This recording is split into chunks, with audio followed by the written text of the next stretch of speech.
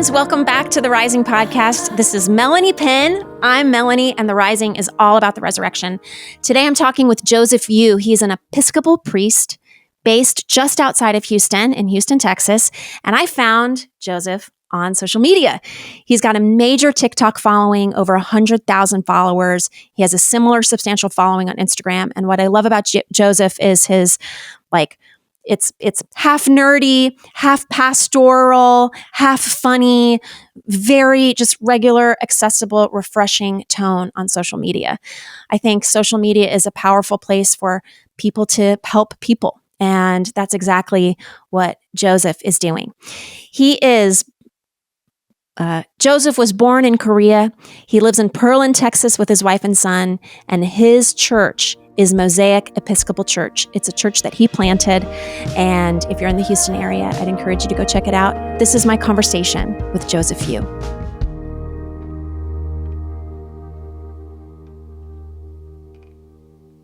Joseph, thank you so much for being here. I found you on social media. You know, I really am interested in talking to scholars and academics, and I know you were kind of forthright about, hey, I'm not a professor, I'm a priest. But and I just want to thank book smart you either. So, well, I just want to thank you for your Instagram presence, because I think that Instagram is powerful, social media is powerful, and there's so much good and encouragement that can come through the screen. It's almost like the modern highways and byways. Right. I don't think anyone understands how social media is working, but I still believe that it doesn't lie to you. Like, I think that when you post something and it gets engagement, I think a lot of people want to be like, well, the algorithm's not working for me or whatever. But no, I think it's very real. Like, when something starts resonating, I think that's a very pure signal that you said something that people wanted to hear or people needed to hear. How do you come up with, I want to talk with you about the resurrection, but how do you come up with your content, or is there any kind of ritual around how you decide what to post or how you come up with your ideas? I get two types of DMs. The real fervent Christians who are very adamant that I am going to be not with them in the afterlife. And, but mostly, there has been some weird, like, people are fascinating, and like, I think just this anonymity that people have behind screens, like, I think they just forget that you're messaging another human being. The other type of people are usually either people who have been very, very hurt or disenfranchised by the church, and those who are seeking something more than what they get from wherever they get. So I get those. I get like a lot of like deconstructing questions. You know, like, am I going to hell if I? Or what does the Bible say if I do this? And it's just really. I'm really glad that, and I can't at this point. I can't answer everything. Like, they're just asking questions that the church has a lot of forgiving to ask for. You know, the saying that the path of hell is paved by the well intentions. And I'm giving our church, the capital C, a benefit of the doubt. A lot of it is because of well intentions. It's just not received that way. Yes, in a lot of ways, I think deconstruction is a response to some like very entrenched traditional Christian traditions. And so I moved to the South. I'm like a new Southern resident, and I encountered deconstruction. I'm like, what is this? I don't know what this is. and actually, I felt a little bit not hurt, but a little bit like, well, wait, why would you turn your back on the church, the organized church? And I ended up having a dinner group with friends. We met every week, and most of the people in the group were deconstructing, qualified themselves as deconstructing. Pastors who left the faith, songwriters who left the faith, people who were publicly Christian, left the faith. And I just kind of sat and listened to, like, why would you leave? Like, why would you feel that you got to a place in your life where you had to denounce these beliefs or distance yourself from them so much that you consider yourself deconstructing?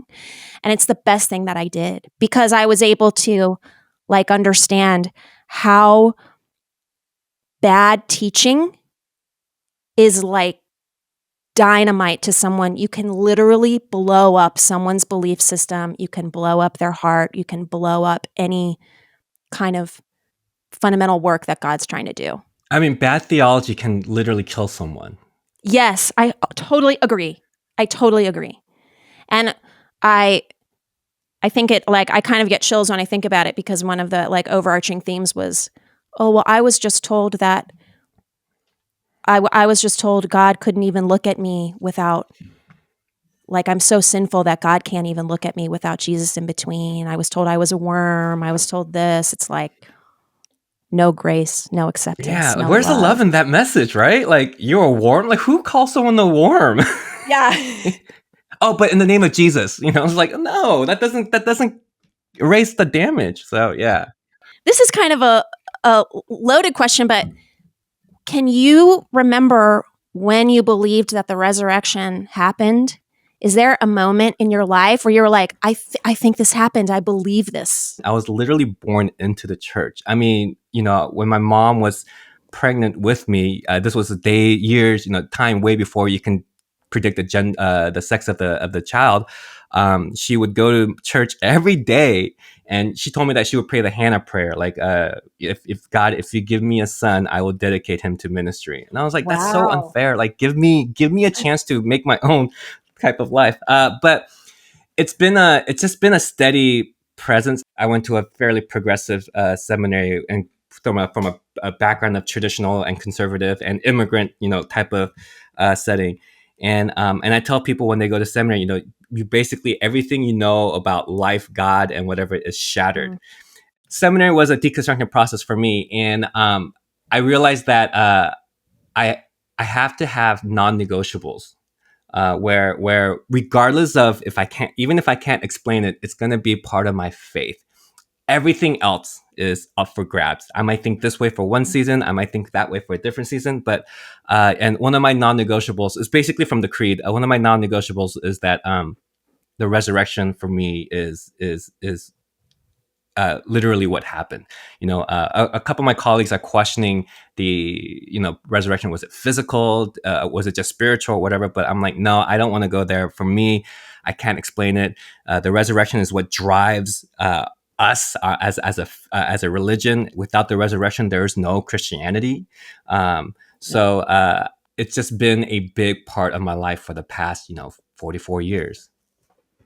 Yeah, it's interesting writing songs about the resurrection and thinking about it for the last 2 years was illuminating to me that I believe I have a relationship with the living Jesus.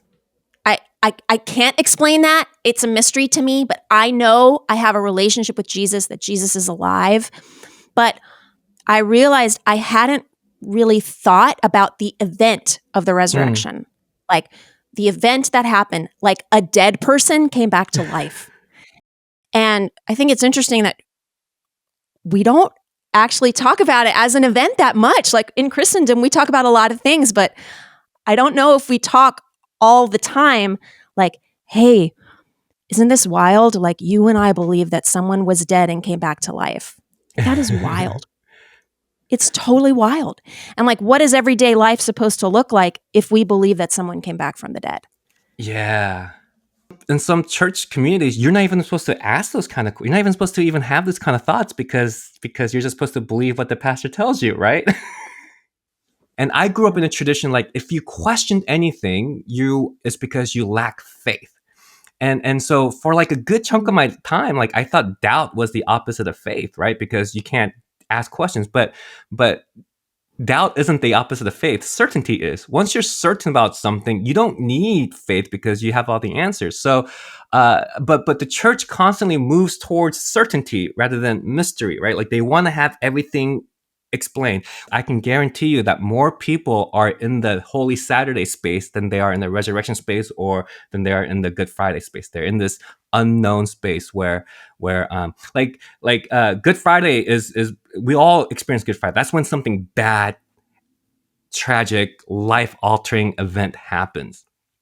Holy Saturday is, we don't know if that was the worst thing or if that's just the beginning of more things to come, and we're just in this liminal space. And then the resurrection is on the other side of it, where we can look back and say, we made it, and we're in one piece, and I'm a stronger person for it, right? Like, but that we can't become a stronger person without the Holy Saturday. We can't become that new creation without going through the mourning process and whatnot.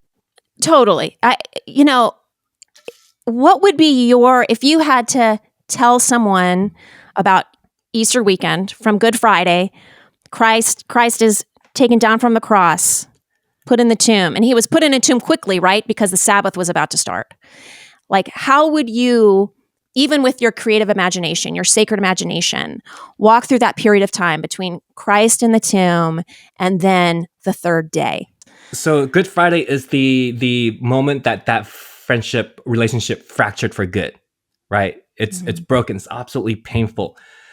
And then resurrection would be either there's reconciliation, or you learn that this was a toxic relationship and that you're better off. You're not fully healed, but you're able to start anew. You're able to pick up your life and get back to being or the new you, or the new not navigate this relationship to avoid the previous pitfalls. The in-between time of the pain of wrestling, am I right? Was she right? Am I wrong? Like, what's going on? How am I going to get through this? The desire to stay in bed for the whole day, but you have to force yourself up to go to work because you got to pay the bills, and everyone, you're so upset because everyone around you is smiling and having a good day, and this storm is just over your head and your head alone. That's Holy Saturday. We've all experienced that. We've all might be, like I said, I think we find more people experiencing this in-between place between tragedy and healing than outside. So like, if you like telling people, hey, I know you're struggling, it's okay to not be okay. That's the space of Holy Saturday that we don't talk about. So when I would tell people, like, what you're going through right now, there's a biblical precedence in it. It's just that no one really talks about it because we like to skip over to the win. Like, we want the tragic and we want this resolution, but we don't want to linger in the in between. Have you ever thought about what actually happened on that Saturday? Like, the actual weekend that Christ was physically dead? A lot of this is me projecting, I should say, but I think there's three lines of things that happen on Saturday. One, people didn't care. There are people that let's just watch this happen because there's executions all the time. It's probably like they saw it happen and it didn't affect them at all. Then there were the people who were glad this happened, like the Jewish leaders who really wanted him dead because he was messing not just with their authority, he was messing with their money and their system. So yeah, they were probably relieved. And I think the darkness is more referred to those who, especially to the 11 and then the women who like these guys. They gave all 12 of them, and I've been fascinated with Judas this past Holy Week. Just right before Holy Week, I was diagnosed with moderate depression, and I was like, oh, this is fun. And for whatever reason, in the whole like couple of weeks when I'm trying to figure out like what's going on in my head and like, oh, everything about 2025 makes sense. I was really drawn to Judas's story and Judas as a person. But these 12 men gave everything they had, literally, dropped everything to follow this man. And they put all their hopes and all their joys and like into this man. They thought that this man was going to be the new king of Israel. And I'm sure part of it was like they had like, if Jesus becomes king of Israel, if Jesus becomes king, those 12 was probably going to have a place in the royal palace. So now they're also banking their future on Jesus, because all 12 of them misunderstood who Jesus was really supposed to be. Yeah, so like they were even asking like, hey, who am I going to be in the kingdom? Like, where am I going to sit? Can I sit on your left? Like, can we sit on your right and your left? Right.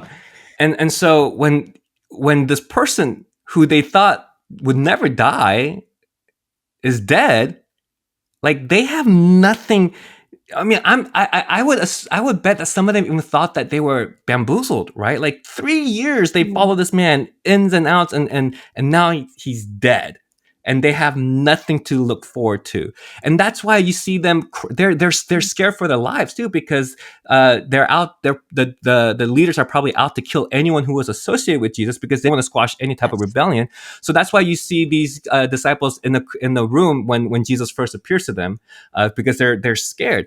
So it's like I think on that Saturday they don't know how to think about the next day. They can only think like one day at a time, because their life has just completely just went to just completely obliterated. Like they just don't know what to do. So that's what I think is happening on Saturday. They're just trying to the day after you experience some sort of death, you just don't know what to do, and in John's gospel they go Peter and them, they go fishing, and I always find that fascinating, because Peter was a fisherman before he followed Jesus, and so it's like they're going back to a time where things were comfortable, where things were in control. Like I'm pretty sure Peter can Mm. do fishing. There's muscle memory and whatnot, and like we do that too. When we experience something really difficult, we find something that gives us comfort. Sometimes it's not the healthiest of things. We might turn to like substances or whatnot, but we just find something to feel like we're in control, to feel like we're making sense of something, or to just keep our mind off of it, or to find a sense of comfort, nostalgia, whatever. So they're mourning, and they don't know how to mourn, because the mourn is so deep. And there's so much richness in their mourning that we don't talk about at church, because again, one, it's not a sexy topic, and two, it makes everyone feel uncomfortable. Mm. So that's what I think is happening with the people on holy on that weekend. Either people didn't care, or they were relieved, or they were devastated to the point where they don't know what to do next. Well, and I think too, there must have been tremendous guilt. I mean, they were best friends, right? It's like they had just abandoned their best friend, that their best friend gets executed publicly. Yeah. And it's like, yeah, like what did the future look like on that Holy Saturday? Um, And going back to even, Judas, we call Judas the yeah, I'd betrayer. love to He know. did betray Jesus, but Yeah. like all 11 of them betrayed Jesus in one way or the other. Like except for the women, no one was there when Jesus needed him the most. So it's kind of like unfair that like Judas did the worst thing, yes, but like so did Peter. And Jesus told Peter he Yeah. was going to do it, and Peter said, "No, not me. Jesus, you know me. I'm good. I Yeah. will never do that." So like every single one of those men that followed Jesus turned their backs on him when he needed them the most. So like I mean I feel like there's actual like relatable experiences that the disciples felt that we feel as well, 2000 odd years later. And I just don't think that we allow people to explore it enough. The only time we talk about grief is like when there's a memorial service at the church, but even then, like mourning, grief, and all that stuff just makes us really uncomfortable. And you can't build a church. You can, but we think that that's not the stuff that's going to draw people in. So we go like, like I think one church in Texas used to have a helicopter that would drop Easter eggs on Saturday, and you have thousands of people come, and it's like, all right, That sounds everything is dangerous. bigger in Texas. Everyone, they literally rented a helicopter to drop thousands of Easter eggs so that kids can go Easter egg hunting, and it's like that's cool, that's great. But a lot of these parents that are enjoying this moment are going to go home, and they're going to be waiting in confusion, hurt, like there's so much happening in their lives, and we're not giving them permission to grieve or to ask Right. questions or to linger in this unokayness. Instead, we're forcing them to put on a smile, a fake smile, and pretend everything is okay. Like, I think it's Michael Frost. He said, blessing is helping someone breathe easier, even if it's just a moment. So it doesn't have to be this Beautiful. big thing. It's like how many times have you been blessed because someone, your friend, just sent you a text that was really meaningful, and you just sat there and you're like, oh man, like you're about to Yeah. cry or whatever. Like that's a blessing in itself. So just if you make yourself available to be a blessing to other people, you're going to do great things.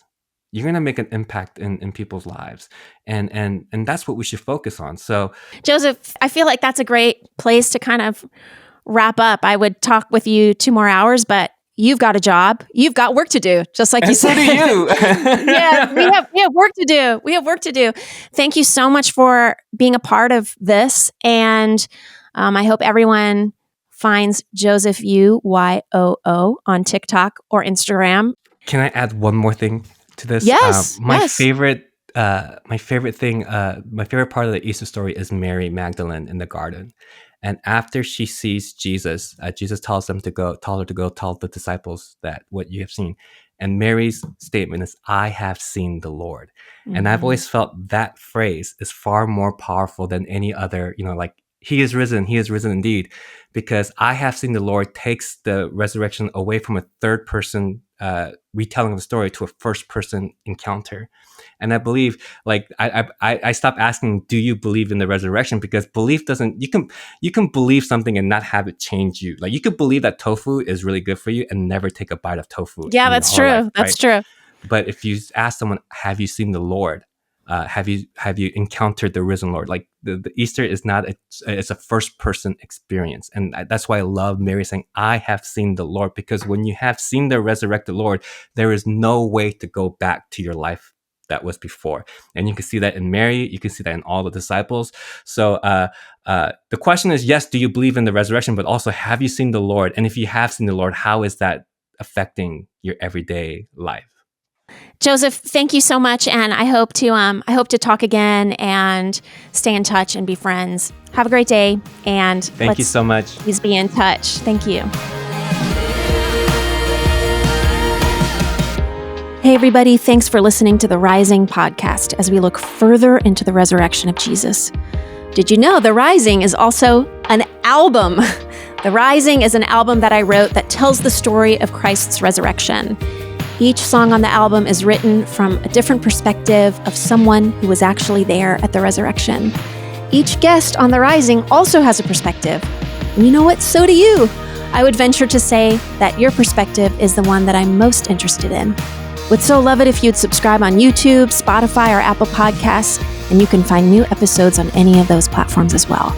If you want to get to know me better, you can find me on Instagram or go to melaniepenn.com and you can send me a message there. I make things for you, and I'm so glad that you are here for The Rising.